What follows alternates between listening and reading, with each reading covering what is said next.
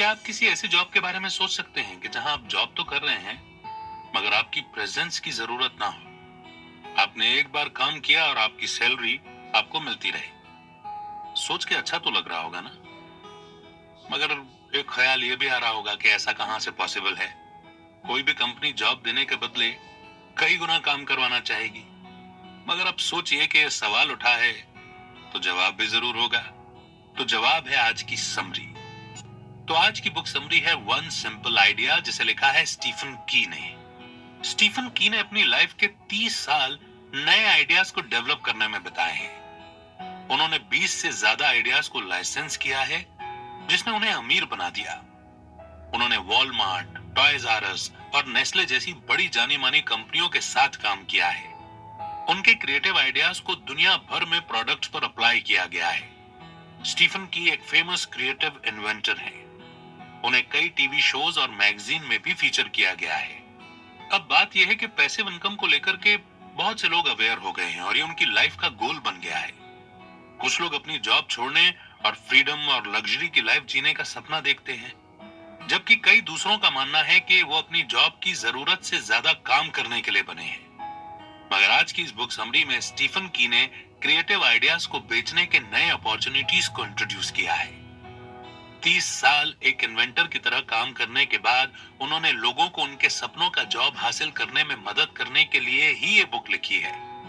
इस समरी आपको unlimited potential के साथ प्रोजेक्ट्स पर काम करना सिखाती है। आप ज्यादा से ज्यादा क्रिएटिव आइडियाज को इन्वेंट करने, उन्हें एनालाइज करने और फिर कंपनियों को उनका लाइसेंस दे पाने में सक्षम हो पाएंगे। इस समरी में आप जिस तरह के जॉब के बारे में जानेंगे, उसके लिए आपको खुद मौजूद होने या फिर कोई काम रेगुलर करने की जरूरत नहीं है। आपको बस सोचना, इवेल्यूएट करना, अपने आइडिया को पिच करना और एक अच्छी डील के लिए बातचीत करना है। तो आइए, अगर आप भी पैसिव इनकम का गोल रखते हैं तो अपने सपने को साकार करने के लिए इस समरी की शुरुआत करते हैं। One simple idea by Stephen की। जब आप शॉपिंग के लिए जाते हैं तो क्या आप प्रोडक्ट्स को देखकर हमेशा ये सोचते हैं कि आप उन्हें कैसे इंप्रूव कर सकते हैं? क्या आपको लगता है कि जो प्रोडक्ट्स आप डेली इस्तेमाल करते हैं उनमें कोई एक चीज बदल दी जाए तो वो और ज्यादा बेहतर बन सकते हैं? और क्या आपको हमेशा पुराने प्रोडक्ट्स में नए फीचर्स जोड़ने के क्रिएटिव आइडियाज आते हैं? क्या आप पैसा कमाने के लिए अपनी क्रिएटिविटी का इस्तेमाल करना चाहते हैं? या आप एक ऐसी जॉब पाने का सपना देखते हैं जिसमें अनलिमिटेड पोटेंशियल हो? अगर इन सवालों के जवाब हाँ में हैं, तो आप एक ऐसी जॉब पा सकते हैं जिसमें आप क्रिएटिव भी हो सकते हैं और जितना चाहे उतना पैसा भी कमा सकते हैं। इस समरी में आप सीखेंगे कि कैसे आप किसी कंपनी के एम्प्लॉय बने बिना उसके लिए काम कर सकते हैं। स्टीफन की ने पूरी जिंदगी अपने क्रिएटिव आइडियाज को नेस्ले, टॉयज आर यूएस और वॉलमार्ट जैसी कंपनियों को रेंट पर दिया है। वो अपने आइडियाज को रेंट पर देते हैं और घर बैठे पैसे कमाते हैं। वो ना ही अपने खुद के प्रोडक्ट्स बनाते हैं और ना ही उन्हें कस्टमर्स के साथ काम करने की जरूरत है। स्टीफन ने अपना लाइसेंसिंग बिजनेस शुरू किया, जिससे उन्हें सालों से पैसिव इनकम हो रही है। इस तरह की लाइफ एक ड्रीम लाइफ है। ये आपको अपने बिल्स पे करने, ट्रैवल करने और अपनी हॉबीज को एंजॉय करने की फ्रीडम देती है। ये समरी आपको ऐसे शानदार आइडियाज को ढूंढने के स्टेप सिखाएगी जिन्हें आप बेच सकते हैं। तो क्या आप इस नए मौके को आजमाने के लिए तैयार हैं? आइए फिर शुरू करते हैं इस समरी को इस पहले चैप्टर के साथ, the power of one simple idea. पहले कंपनियां अपने एम्प्लॉयज से नए आइडियाज लेती थी। वे कभी कभार ही बाहर से मदद लेते थे। मगर अब फ्रीलांसिंग का दौर आ गया है, तो कंपनियां हर उस इंसान को हायर करने के लिए तैयार हैं जिसके पास कोई कमाल का आइडिया है। उन्हें आपके एजुकेशन या आपके बैकग्राउंड से कोई फर्क नहीं पड़ता है। कंपनियां चैलेंजिंग मार्केट में टिके रहने के लिए जो हो सकता है वो करने के लिए तैयार रहती हैं। आइडियाज को लाइसेंस करना आसान है। सबसे पहले अपने थॉट्स को रेंट पर देने के लिए आपको कोई कंपनी बनाने की जरूरत नहीं है, क्योंकि आप एक लाइसेंसिंग एंटरप्रेन्योर हैं। तो आपको बस अपने थॉट्स को सही कंपनी तक पहुंचाना है। इसमें आपको मैन्युफैक्चरिंग और डिस्ट्रीब्यूशन जैसे मुश्किल काम नहीं करने पड़ते हैं। आप अपने नए क्रिएटिव आइडियाज क्रिएट करने का प्रोसेस एंजॉय करते हैं। दूसरा, आपको अपने थॉट्स को रेंट पर देने के लिए अपनी जॉब छोड़ने की भी जरूरत नहीं है। आप इसे एक साइड जॉब की तरह कर सकते हैं। जब आपको लगने लगे कि जितना आपको जरूरत है आप उतना पैसा कमाने लगे हैं, तब आप अपनी जॉब छोड़ सकते हैं। मगर आप में दूसरों के लिए नए आइडियाज बनाने का पैशन होना चाहिए। अगर आपको ये बोरिंग लगता है तो फिर अपनी जॉब उस चीज के लिए ना छोड़ें जो आपको पसंद ही नहीं है। तीसरा, इसमें आपके पास सक्सेस पाने के अनलिमिटेड मौके हैं, क्योंकि मार्केट में डिमांड इतनी बढ़ गई है कि कंपनियों को हमेशा अगले बेस्ट प्रोडक्ट की तलाश रहती है। तो आपके पास पोटेंशियल है कि आप इस नए बिजनेस में सक्सेसफुल हो सके। चौथा, आप जहां भी हो वहां आपको नए आइडियाज मिल सकते हैं। घर पर रहकर अलग अलग प्रोडक्ट्स को इस्तेमाल करने से उनमें से कुछ को बेहतर बनाने के लिए, इंस्पायर करने के लिए काफी है। आपको अपने वर्क प्लेस पर, घर पर, सुपरमार्केट में या बाहर ड्राइव करते वक्त भी बेहतरीन आइडियाज आ सकते हैं। अगर इम्प्रूव करने के लिए बहुत सारे प्रोडक्ट्स हैं तो आप अपने फोकस को लिमिट कैसे कर सकते हैं? अगर इम्प्रूव करने के लिए बहुत सारे प्रोडक्ट्स हैं तो आप अपने फोकस को लिमिट कैसे कर सकते हैं? तो ये बड़ा सिंपल है। कोई ऐसा एरिया ढूंढें जो आपको पसंद हो और आप अपना काम शुरू करें। अगर आपको कोई स्पोर्ट पसंद है तो ऐसे प्रोडक्ट्स पर फोकस करें जो उस स्पोर्ट को प्रमोट करते हैं। अगर आपको म्यूजिक पसंद है तो म्यूजिक इंस्ट्रूमेंट्स को समझने की कोशिश करें। बस एंजॉय करें और तब तक एक्सपेरिमेंट करते रहें जब तक आपको अपना निच या अपनी स्पेशलिटी न मिल जाए। इस बुक के ऑथर स्टीफन की ने कॉलेज में बिजनेस की पढ़ाई की थी। जब उन्होंने नोटिस किया कि उन्हें बिजनेस की क्लास पसंद नहीं है तो उन्होंने फोकस करने के लिए कुछ मजेदार ढूंढने की कोशिश की। इसलिए स्टीफन ने अपना मेजर सब्जेक्ट बदल दिया। उन्होंने बिजनेस को स्टडी करने के बजाय सैन जोस स्टेट यूनिवर्सिटी में आर्ट्स को चुना। स्टीफन पेंटिंग या मूर्ति बनाने में अच्छे नहीं थे, मगर उन्हें खिलौने बनाने में बड़ा मजा आता था। उन्होंने एक सिलाई मशीन खरीदी और स्टफ्ड टॉयज बनाने लगे। उन्होंने पूरे कैलिफोर्निया के मेलों यानी कि फेयर्स में अपने बनाए हुए टॉयज बेचे। जब लोग उनके खूबसूरत टॉयज को देखकर मुस्कुराते तब स्टीफन को बहुत अच्छा लगता था। उन्हें जॉब बहुत पसंद था, मगर ये उनके सपनों को फाइनेंशियली सपोर्ट नहीं कर पा रहा था। इससे स्टीफन घर खरीदना या शादी करके फैमिली शुरू करना अफोर्ड नहीं कर सकते थे। स्टीफन ने अपने पिता से बात करने का फैसला किया। उनके पिता ने उन्हें ऐसी सलाह दी जिसने उनकी जिंदगी पलट दी। उन्होंने स्टीफन से ऐसी जॉब ढूंढने के लिए कहा जिसमें उन्हें खुद मौजूद होने या खुद काम करने की जरूरत ना हो। उन्होंने स्टीफन से यह भी कहा कि इस काम में पैसा बढ़ते रहना चाहिए, जिसका मतलब है कि इसमें एक रिपीटेबल मॉडल हो जिससे इनकम बढ़ती रहे। इसका रिजल्ट ये हुआ कि स्टीफन ने वर्ल्ड्स ऑफ वंडर नाम के स्टार्टअप को ज्वाइन किया। वो 27 साल के थे और पहले स्टोरी टेलिंग यानी कहानी सुनाने वाले टेडी बियर के प्रोडक्शन टीम में थे। ये टेडी बियर बात कर सकता था और अपनी आंखें बंद कर सकता था। इन नए फीचर्स ने इस पुराने टॉय को बच्चों में बेहद पॉपुलर बना दिया और कंपनी ने सिर्फ एक साल में 50 लाख टेडी बियर बेच डाले। इस टॉय को बनाते समय स्टीफन इस आइडिया के क्रिएटर के बारे में सोच रहे थे। उनका नाम केन फोर्स था। केन ने इस क्रिएटिव आइडिया के बारे में सोचा और उन्होंने इसके कंपनी को लाइसेंस कर दिया। वो टेडी बियर के प्रोडक्शन के वक्त मौजूद नहीं होते थे, लेकिन उन्हें उनकी सर्विस के लिए पैसा मिल रहा था। तब जाकर स्टीफन समझ पाए कि परफेक्ट जॉब ढूंढने से उनके पिता का क्या मतलब था। केन से इंस्पायर होकर स्टीफन ने अपने टॉय आइडियाज को रेंट पर देने का खुद का बिजनेस शुरू किया। लाइसेंसिंग का मतलब है अपने इंटेलेक्चुअल या क्रिएटिव आइडियाज को किसी कीमत के बदले कंपनियों को रेंट पर देना। आप कॉन्ट्रैक्ट में जैसी शर्तें रखेंगे उसके हिसाब से आपको पैसे मिल सकते हैं। आप $1000 या फिर $1 मिलियन तक भी कमा सकते हैं। ये इस बात पर डिपेंड करता है कि आपका आइडिया कितना अच्छा है और आप कितनी बड़ी कंपनी के लिए काम कर रहे हैं। अगर आपको कभी भी इस प्रोसेस पर डाउट होता हो तो याद रखें कि एंटरप्रेन्योर होने की वजह से आपको एक अच्छा खासा फायदा होता है। सबसे पहला, आप एक कस्टमर हैं, इसलिए आप किसी दूसरे एम्प्लॉय से बेहतर जानते हैं कि क्या अच्छे से काम करेगा और क्या नहीं करेगा। दूसरा, आप सक्सेस पाना चाहते हैं और हमेशा क्रिएटिव आइडियाज को डेवलप करने के लिए मोटिवेटेड रहते हैं। आखिर में आप आसानी से अपने आइडियाज पर रिसर्च और उन्हें वैलिडेट करने के लिए इंटरनेट का इस्तेमाल कर सकते हैं। तो इस बेसिक चैप्टर को समझने के बाद बढ़ते हैं आगे नेक्स्ट चैप्टर की ओर, which is find your $1 million idea. जब आप कोई आइडिया क्रिएट करते हैं तो आपको उन गलतियों से बचना चाहिए जो ज्यादातर लोग करते हैं। ये लोग किसी एक आइडिया को बेहद पसंद करने लगते हैं, मार्केट और कस्टमर्स की डिमांड को पूरी तरह से नजरअंदाज कर देते हैं और फिर एक प्रोटोटाइप या मॉडल बना देते हैं। अपना परफेक्ट प्रोडक्ट बनाने के बाद वे एक पेटेंट फाइल करते हैं जो ये साबित करता है कि यह आइडिया उनका है और फिर वे मार्केटिंग शुरू करते हैं और पोटेंशियल बायर्स को ढूंढते हैं। ये प्रोसेस गलत है क्योंकि ये मार्केट और कस्टमर्स की जरूरतों को ध्यान में नहीं रखता है। वो आइडिया जो शायद काम न करे, उन पर अपना कीमती वक्त, एनर्जी और रिसोर्सेज बर्बाद करने के बजाय एक एंटरप्रेन्योर को पहले मार्केट को अच्छे से स्टडी करना चाहिए।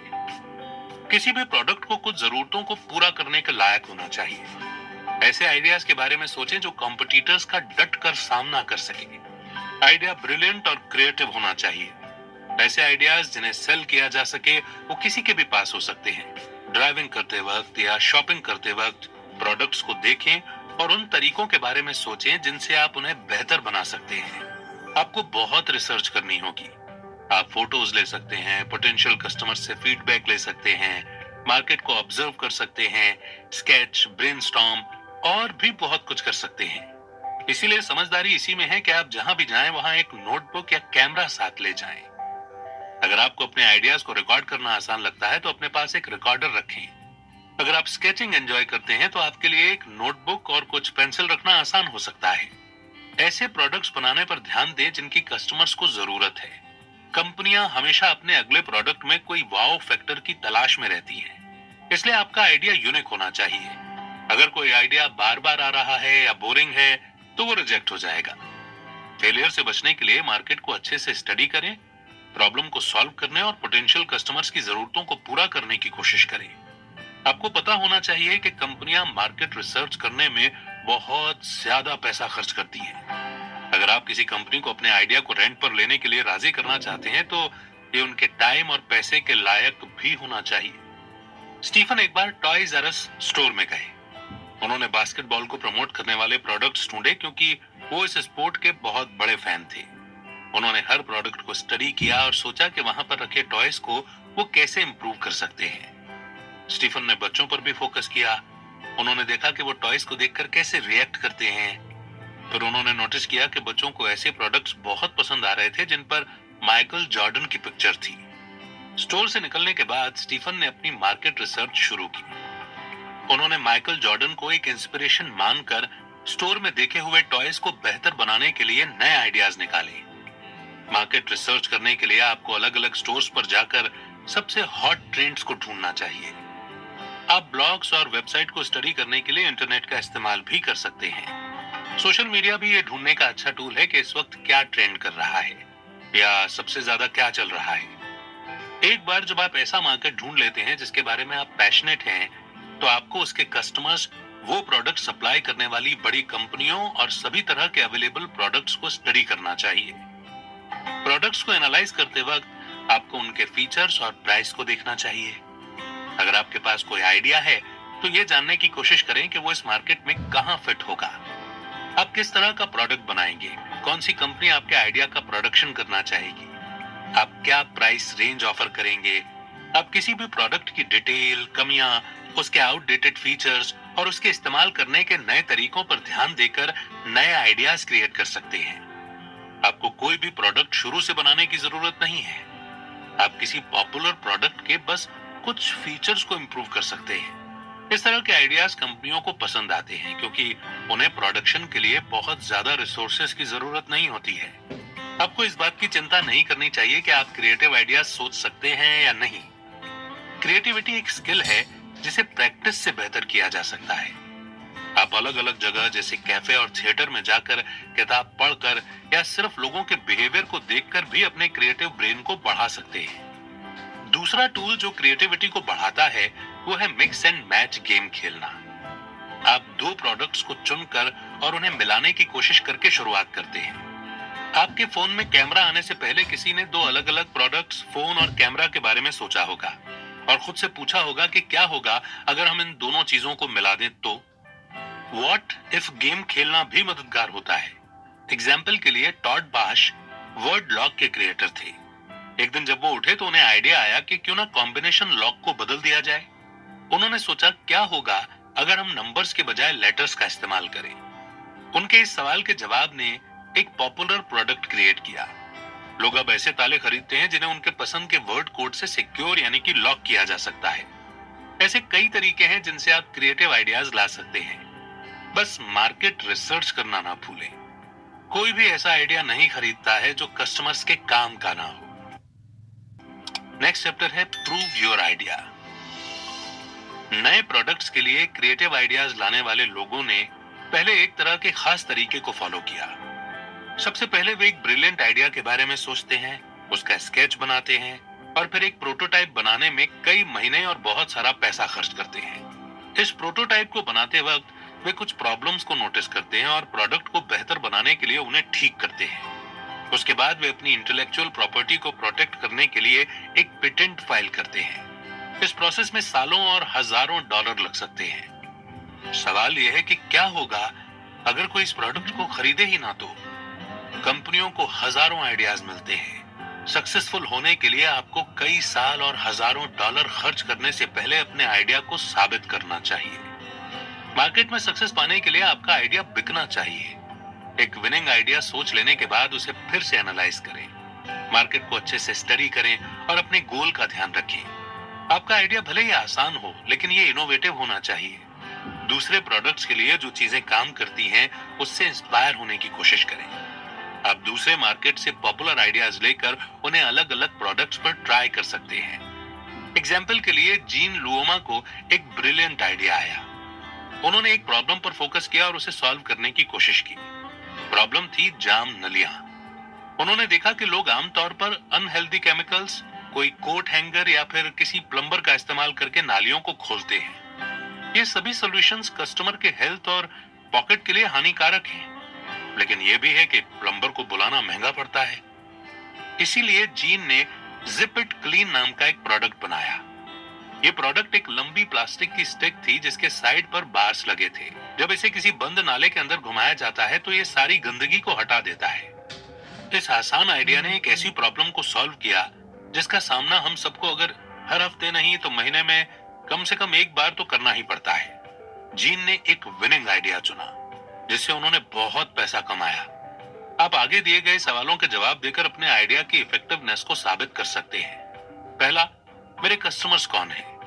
दूसरा, उन्हें इस प्रोडक्ट की जरूरत क्यों है? तीसरा, मेरे कस्टमर इस प्रोडक्ट को खरीदने के लिए किस तरह के स्टोर पर जाएंगे?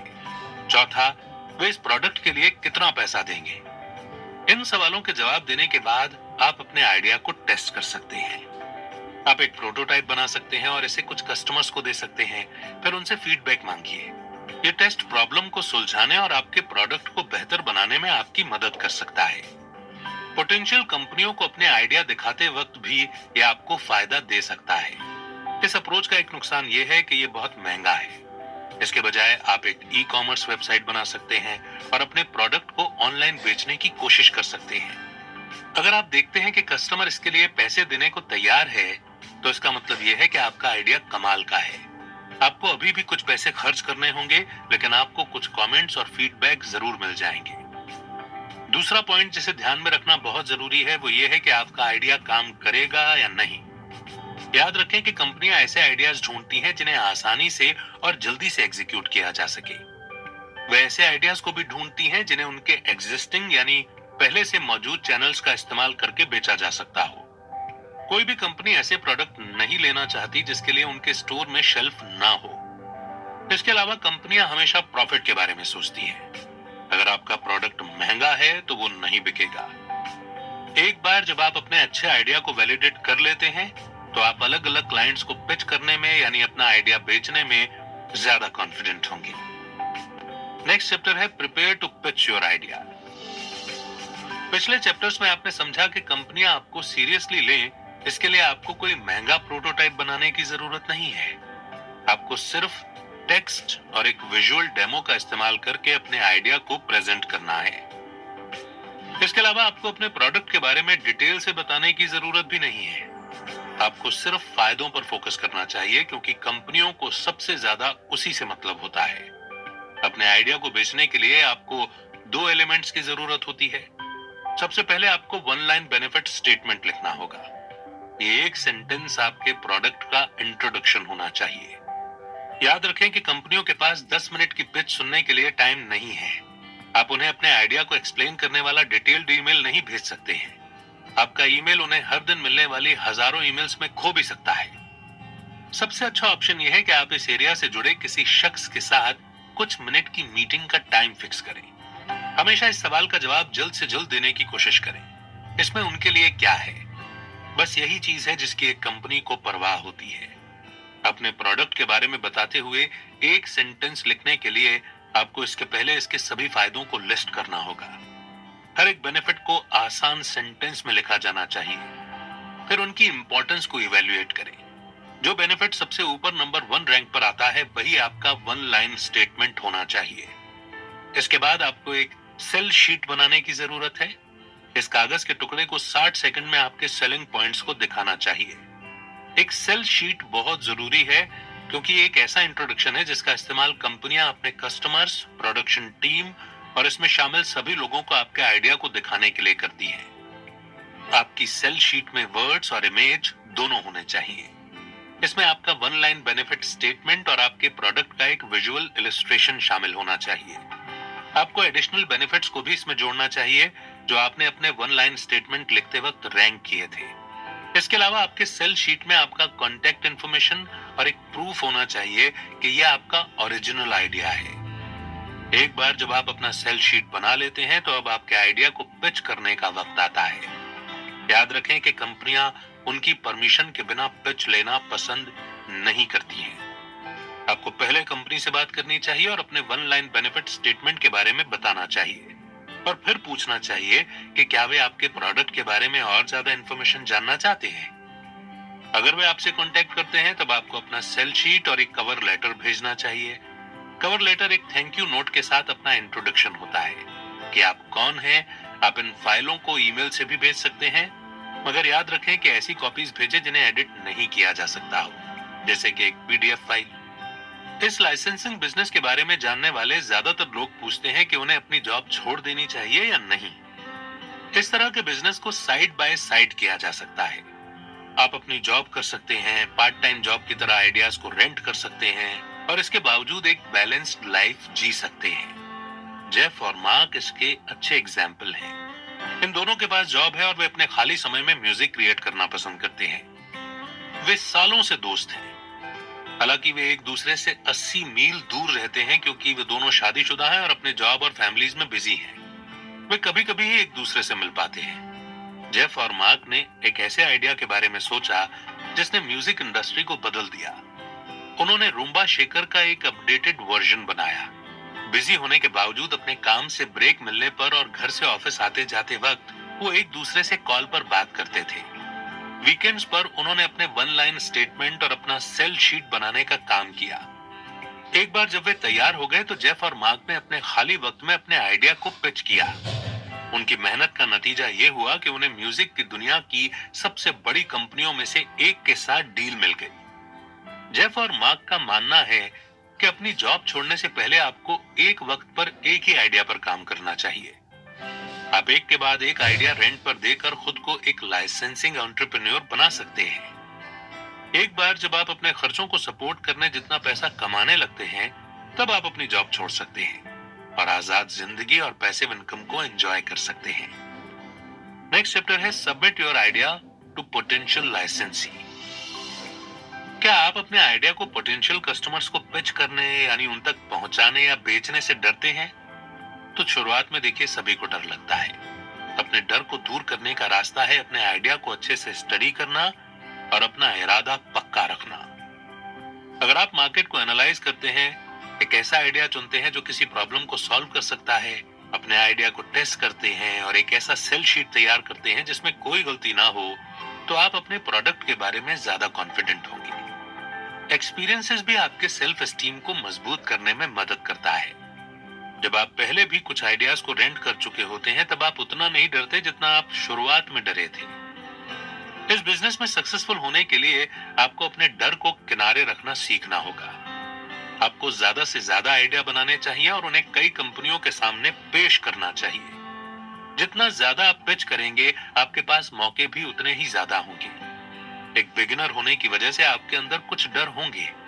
आपको डर लग सकता है कि कंपनियां आपके आइडिया को चुरा सकती हैं क्योंकि आपने पहले भी ऐसी कहानियां सुनी होंगी। ये कहानियां आमतौर पर झूठ होती हैं। कोई भी कंपनी एक सिंपल आइडिया के लिए अपनी रेपुटेशन को बर्बाद करने का रिस्क नहीं लेती है। आजकल लोगों के पास कई प्लेटफॉर्म हैं जहां वे शिकायत कर सकते हैं। अगर कोई आइडिया चोरी हो जाता है तो ऑनर कंपनी की रेपुटेशन को बर्बाद करने के लिए सोशल मीडिया का इस्तेमाल कर सकता है। कभी कभी एक जैसी चीजें भी आ सकती हैं। अगर आप नोटिस करते हैं कि किसी कंपनी ने आपके आइडिया जैसा प्रोडक्ट बनाया है तो झूठे आरोप लगाने से पहले सावधान रहें। वो आप पर केस भी कर सकते हैं। सबसे बुरी बात यह होगी कि दूसरी कंपनियां आपके आइडिया को कभी भी रेंट पर नहीं लेंगी, क्योंकि आपने अपनी रेपुटेशन को खुद ही बर्बाद कर दिया है। दूसरा डर जो आप एक्सपीरियंस कर सकते हैं वो है कंपनियों को कॉल करने का डर। किसी अनजान को कॉल करना मुश्किल हो सकता है। आप किसी दोस्त को कॉल नहीं कर रहे हैं, आप सिर्फ अपना आइडिया प्रेजेंट कर रहे हैं। लेकिन अगर आप अपने वन लाइन बेनिफिट स्टेटमेंट और अपने सेल शीट के बारे में कॉन्फिडेंट हैं, तो आपको इस काम के लिए सिर्फ कुछ ही मिनट बात करनी होगी। कॉल करने से पहले हमेशा अपनी पिच को कई बार प्रैक्टिस करें। आपका जोश और कॉन्फिडेंस चमकना चाहिए, नहीं तो आप शायद रिजेक्ट भी हो सकते हैं। सबसे आम डर फेल होने का है। एक बिगिनर होने की वजह से यह मानकर चलिए कि आप फेल हो सकते हैं। सिर्फ एक बार नहीं, आप कई बार फेल हो सकते हैं। लाइसेंसिंग बिजनेस एक नंबर गेम होता है। जितना ज्यादा आप पिच करेंगे, सक्सेस पाने के आपके चांसेस उतने ही ज्यादा बेहतर होंगे। इसका मतलब ये नहीं है कि आपको हार मान लेनी चाहिए। अगर आप हार मान लेते हैं तो आप कभी नहीं जान पाएंगे कि आप सक्सेसफुल हो सकते हैं या नहीं। जब आप अपना आइडिया सबमिट करते हैं तो आपको हमेशा फीडबैक मांगना चाहिए। अगर आप रिजेक्ट भी हो जाते हैं तो आपको वजह पूछनी चाहिए। कभी कभी आइडियाज को सिर्फ इसलिए रिजेक्ट कर दिया जाता है क्योंकि वो उस पर्टिकुलर कंपनी के लिए फिट नहीं है, न कि वो बुरा है इस वजह से। इसलिए एक ही आइडिया को कई कंपनियों के सामने पिच करें। अपनी कोल्ड कॉलिंग को प्रैक्टिस करने के लिए स्टीफन कहते हैं कि आपको एक स्क्रिप्ट लिखनी चाहिए कि आप एग्जैक्टली क्या कहने वाले हैं। फिर इसे कई बार पढ़ें, रिवीजन करें और अपनी स्पीच को जोर जोर से बोलकर प्रैक्टिस करें। आप इसे अपने दोस्तों या फैमिली मेंबर्स के सामने भी प्रेजेंट कर सकते हैं। दूसरों के सामने बात करने से आपको अपने डर से बाहर निकलने में मदद मिलेगी। अपनी स्पीच का इंट्रोडक्शन ये कहकर शुरू करें कि आप कौन हैं और आपने उस कंपनी को क्यों कॉल किया। फिर समझाएं कि आपको उनके सामने एक नए प्रोडक्ट को प्रेजेंट करने के लिए उनकी मदद चाहिए। कॉल पर जो इंसान है उनसे आपको किसी ऐसे इंसान से बात करवाने के लिए पूछना चाहिए जो नए आइडियाज को रिव्यू करते हैं। जब टॉम ने अपने आइडिया को लाइसेंस करना शुरू किया तो वो बहुत घबराए हुए थे। हालांकि कुछ कॉल करने के बाद उन्होंने महसूस किया कि उनका डर गायब हो गया था, क्योंकि उनके लिए अपने आइडिया को पिच करना आसान हो गया था। यहाँ तक कि वो 2 हफ्तों से भी कम समय में एक डील करने में कामयाब रहे थे। इन 2 हफ्तों में टॉम ने कई कंपनियों को कॉल किया। उन्होंने अपने प्रोडक्ट को एक्सप्लेन करते हुए एक YouTube वीडियो भी बनाया। टॉम ने अपने कोल्ड कॉल की स्क्रिप्ट लिखी, कई बार इसे प्रैक्टिस किया, कुछ चीजों को जोड़ा और फिर कुछ को हटा दिया और फिर आखिर में कॉल किया। कुछ एक्सपीरियंस लेने के बाद टॉम ने स्क्रिप्ट लिखना बंद कर दिया। वो इतना कॉन्फिडेंट हो गए कि वो बस फोन उठाते और आराम से सब बोल देते थे। आप जब तक कोशिश नहीं करेंगे तब तक आपको पता नहीं चलेगा। अगर आप कंपनियों को कॉल करने से बहुत डरते हैं तो याद रखें कि जितनी आपको उनकी जरूरत है उससे कहीं ज्यादा उन्हें आपके आइडिया की जरूरत है। वे आपकी पिच को सुनकर खुश होंगे। आप कई बार फेल हो सकते हैं, लेकिन आप इसे एक लर्निंग एक्सपीरियंस भी मान सकते हैं। Bring your ideas to market. एक वकील को हायर करना महंगा होता है, लेकिन ये उस कंपनी के साथ एक अच्छी डील पर बातचीत करने का सबसे सेफ तरीका है जो आपके आइडिया में इंटरेस्ट रखती हो। आप डील के आखिर में एक वकील को हायर करके बहुत पैसा बचा सकते हैं। आपके और मैन्युफैक्चरर के बीच बातचीत में हफ्ते या महीने भी लग सकते हैं। आपके लिए अपनी शर्तों पर खुद ही बातचीत करना सबसे बेस्ट होगा। जब एग्रीमेंट करने का वक्त आएगा तो आप लीगल एडवाइस के लिए अपने वकील को बुलवा सकते हैं। बातचीत को खुद संभालने से आपको कई फायदे होते हैं। सबसे पहले यह आपको समझने में मदद करता है कि कंपनी कैसे काम करती है। आप इस काम के लिए जो लोग रिस्पॉन्सिबल हैं उन्हें पहचान सकते हैं, ताकि आप उनसे बात करने पर फोकस कर सके। यह आपको अपने मैन्युफैक्चरर के साथ पर्सनल रिलेशनशिप बनाने का भी मौका देता है। किसी कंपनी के साथ अच्छे रिलेशन बनाने से आपको उनके साथ और बिजनेस करने का मौका मिल सकता है। जब आप बातचीत करना शुरू करते हैं तो आप डरे हुए होंगे, क्योंकि आप एक्सपर्ट्स की एक पूरी टीम के सामने अकेले खड़े होंगे। वे तैयार होकर आएंगे और आपको सबसे अच्छी डील जीतने के लिए तैयार रहना होगा। आपको पता होना चाहिए कि वो सब लोग क्या क्या चाहते हैं। जिस कंपनी के साथ आप बातचीत कर रहे हैं उसके बारे में आपको ज्यादा से ज्यादा फैक्ट्स जान लेने चाहिए। आपको उनके मार्केट और उनके बेचे जाने वाले प्रोडक्ट्स के टाइप को समझना चाहिए। आपको उनकी प्राइस और पॉपुलैरिटी के बारे में पता होना चाहिए, ताकि आप कॉन्फिडेंस से उनसे अपने सवाल पूछ सकें। एक टीम प्लेयर बनने की कोशिश करें।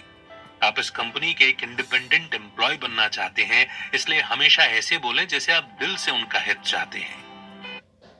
किसी भी कंपनी के साथ एग्रीमेंट करने से पहले आपको बातचीत की तैयारी करनी चाहिए। एक बार जब कोई कंपनी आपके प्रोडक्ट को रिव्यू करती है तो रिसर्च करें और अपना केस बनाएं। आप दूसरे लोगों से पूछकर कंपनी के बारे में जरूरी इंफॉर्मेशन जान सकते हैं। दूसरी कंपनियों के एक्सपर्ट्स और सेल्समैन से मदद लें। आप उसी कंपनी के एक्सपर्ट्स को कॉल कर सकते हैं और ऐसे बात कर सकते हैं जैसे कि आप उनके प्रोडक्ट्स और सेल्स चैनल पर एक रिपोर्ट लिख रहे हैं। वे आपको सारी जरूरी इंफॉर्मेशन देने के लिए तैयार हो जाएंगे। इंफॉर्मेशन कलेक्ट करने का दूसरा तरीका कंपनी की वेबसाइट देखना है। आप उनके प्रोडक्ट्स के बारे में जान सकते हैं और कमेंट्स और फीडबैक पढ़ सकते हैं। ट्रेड मैगजीन पढ़ना भी आपको सेल्स डेटा और प्रोडक्शन लाइन के बारे में जरूरी चीजें जानने में मदद कर सकता है। पैसे के बारे में बात करना मुश्किल होता है। आपके प्राइस पर बातचीत करते वक्त कंपनी आपको सबसे आम डील ऑफर करेगी, जो कि 3 से 5% है। अगर आप पहली बार किसी कॉन्ट्रैक्ट पर बातचीत कर रहे हैं तो आप इसके लिए हाँ कहने को बहुत एक्साइटेड हो सकते हैं, पर शांत रहने की कोशिश करें। हमेशा किसी भी कंपनी की जेब से ज्यादा बेनिफिट निकालने की कोशिश करें। बहुत ज्यादा पूछकर चीजों को बड़ा न दिखाएं। वे डील को पूरी तरह से रिजेक्ट भी कर सकते हैं। सबसे पहली बात यह है कि क्या यह कंपनी आपके आइडिया पर एक्सक्लूसिव राइट्स लेना चाहती है या नहीं। जब कोई कंपनी एक्सक्लूसिव राइट चाहती है तो इसका मतलब यह है कि वे आपके प्रोडक्ट के आइडिया पर पूरे तरीके से राइट्स रखना चाहते हैं, ताकि आप इसे दूसरी कंपनियों को न बेच सकें। एक एक्सक्लूसिव डील के कई एलिमेंट्स होते हैं जिन पर ध्यान देना चाहिए। आपको कंपनी से पूछना चाहिए कि वे इस एक्सक्लूसिविटी में कौन से पैरामीटर्स चाहते हैं। उन्हें टेरिटरी और प्रोडक्ट कैटेगरी को साफ साफ डिफाइन करना चाहिए। एग्जाम्पल के लिए एक कंपनी यूनाइटेड स्टेट्स, कनाडा और मेक्सिको जैसे कुछ देशों के लिए एक्सक्लूसिव राइट्स रखना चाहती है, क्योंकि इन देशों में उस कंपनी के बड़े मार्केट हैं। हालांकि इस कंपनी का दूसरी जगहों जैसे कि जापान में छोटा मार्केट भी हो सकता है। कंपनी को शायद जापान के लिए एक्सक्लूसिव राइट्स नहीं चाहिए होगा। यह आपको जापान में उसी आइडिया को किसी दूसरे कंपनी के साथ लाइसेंस देने का मौका देता है। प्रोडक्ट कैटेगरी को डिफाइन करने से आपको आगे जाकर ज्यादा पैसा भी मिल सकता है। सोचिए कि स्टीफन एक सोडा कंपनी के साथ डील कर रहे हैं। उन्होंने एक लेबल बनाया और कोई कंपनी इसे अपने सभी ड्रिंक्स के लिए रेंट पर लेना चाहती है। स्टीफन ने उन्हें कहा कि ड्रिंक्स एक बड़ी कैटेगरी है और उन्हें यह समझाना होगा कि उनका क्या मतलब है। यह कंपनी 3 प्रोडक्ट्स के लिए एक्सक्लूसिव राइट्स चाहती है: सॉफ्ट ड्रिंक्स, पानी और जूस। फ्यूचर में अगर कंपनी अपने बियर पर स्टीफन के लेबल को जोड़ना चाहती है तो इसके लिए उन्हें स्टीफन को एक्स्ट्रा पैसा देना होगा, क्योंकि बियर उनके कॉन्ट्रैक्ट में शामिल नहीं था। एक्सक्लूसिव डील की ज्यादा वैल्यू होती है। किसी भी शर्त को मानने से पहले आपको बेस्ट रिजल्ट लाने के लिए अपना होमवर्क करना जरूरी है। रॉयल्टी कॉन्ट्रैक्ट का दूसरा एलिमेंट है। रॉयल्टी सेल्स का वो परसेंट है जिसे कंपनी आपको देने को तैयार होती है। कंपनियां आमतौर पर साल में 4 बार पैसा देती हैं। सबसे बेस्ट आप ये उम्मीद कर सकते हैं कि वो 5 से 7 यानी कि 5 to 7% हो। इससे कम कुछ भी सही नहीं होगा और इससे ज्यादा होने से डील खत्म भी हो सकती है। रॉयल्टी काफी नहीं है, क्योंकि कंपनी को प्रोडक्शन शुरू करने में वक्त लग सकता है। अगर आप सिर्फ रॉयल्टी पर बातचीत करते हैं तो आपको तब तक पैसा नहीं मिलेगा जब तक कि फाइनल प्रोडक्ट मार्केट में नहीं आ जाता। इसमें सालों लग सकते हैं। इससे बेहतर ऑप्शन मिनिमम गारंटी पर बातचीत करके कुछ राइट्स की गारंटी लेना है। मिनिमम गारंटी प्रोडक्शन प्रोसेस की परवाह किए बिना हर साल मिलने वाले पैसे का एक छोटा अमाउंट होता है। अपनी पहली लाइसेंसिंग डील पर बातचीत करते वक्त आपको डर लग सकता है। आपको अच्छी तरह से तैयारी करनी चाहिए और कॉन्फिडेंस के साथ कॉल को अप्रोच करना चाहिए। एक बार जब आप टर्म्स पर एग्री कर लेते हैं तब बाकी मदद के लिए एक वकील को हायर कर सकते हैं। और अब वो मोड़ जिसे हम कहते हैं कंक्लूजन, यानी अभी तक हमने इस समरी में जो कुछ भी पढ़ा और सुना उन की पॉइंट्स को हम रिवाइज करेंगे। स्टीफन की आइडिया को लाइसेंस करने में माहिर है। कम उम्र में ही उन्होंने एक ऐसी जॉब ढूंढने की इंपॉर्टेंस को जान लिया था जिसमें उनके मौजूद होने या कोई काम करने की जरूरत ना हो। वे क्रिएटिव प्रोडक्ट के आइडिया को डेवलप करने और उन्हें कंपनियों को लाइसेंस पर देने के लिए इंस्पायर हुए थे। उन्होंने अपनी ज्यादातर उम्र इसी बिजनेस को करते हुए बिताई है। इस समरी में आपने लाइसेंसिंग बिजनेस को शुरुआत से करने के लिए जरूरी स्टेप्स जाने।